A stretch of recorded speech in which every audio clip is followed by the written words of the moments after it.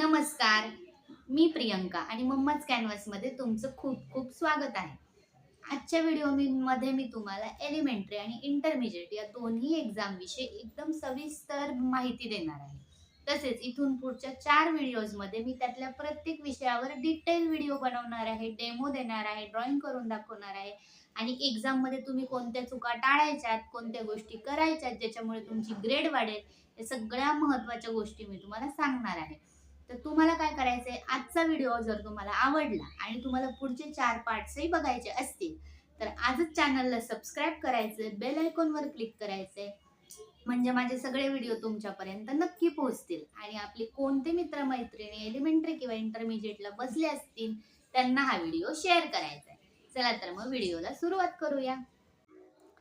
जर तुम्हाला चित्रकलेची आवड असेल किंवा तुम्हाला पुढे जाऊन fine arts, architecture, commercial art, fashion designing यासारख्या क्षेत्रात करिअर करायचे असेल तर तुमच्यासाठी एलिमेंटरी आणि इंटरमिजिएट या सरकारी ड्रॉइंग परीक्षा खूप महत्त्वाच्या आहेत.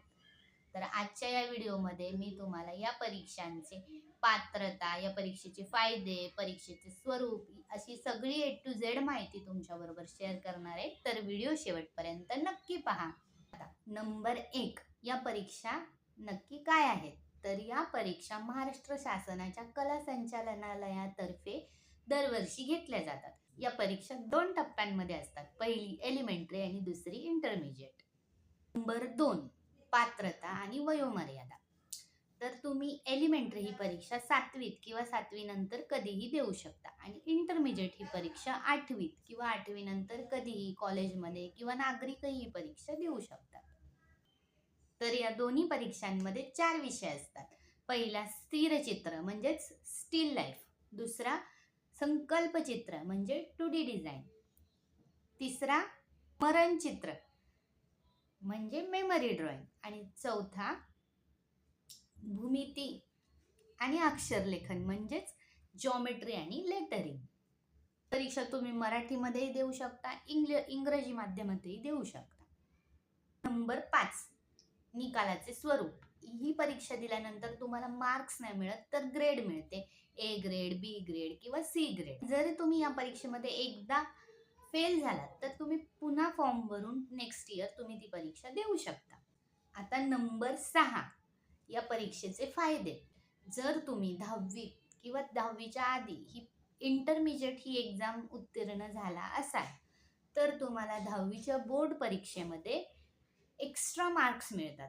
म्हणजे A ग्रेड असेल तर 7 गुण, B ग्रेड असेल तर 5 गुण आणि C ग्रेड असेल तर 3 गुण, म्हणजे मार्क्स मिळतात. पर्सेंटेज नाही, टक्के मिळत नाही, फक्त मार्क्स मिळतात. 7 मार्क, 5 मार्क किंवा 3 मार्क. आणि दुसरा फायदा म्हणजे तुमच्या करिअरसाठी तुमचा पाया भक्कम होतो. जर तुम्हाला कमर्शियल आर्ट करायचं असेल, फाईन आर्ट करायचं असेल, आर्किटेक्चर करायचं असेल, फॅशन डिझायनिंग करायचं असेल, इंटेरियर डिझायनिंग करायचं असेल, म्हणजे आर्टशी रिलेटेड कुठल्याही फील्डमध्ये तुम्हाला जायचं असेल तर ह्या परीक्षेचे सर्टिफिकेटचा तुम्हाला खूप फायदा होऊ शकतो. तसेच गव्हर्नमेंट स्कूलमध्ये जेव्हा आर्ट टीचर, कला शिक्षक घेतले जातात तेव्हा त्यांना या दोन्ही परीक्षा पास असणं कंपल्सरी असतं. तर नंबर 7, ही परीक्षेचे फॉर्म कसे भरायचे, ही परीक्षा कधी असते?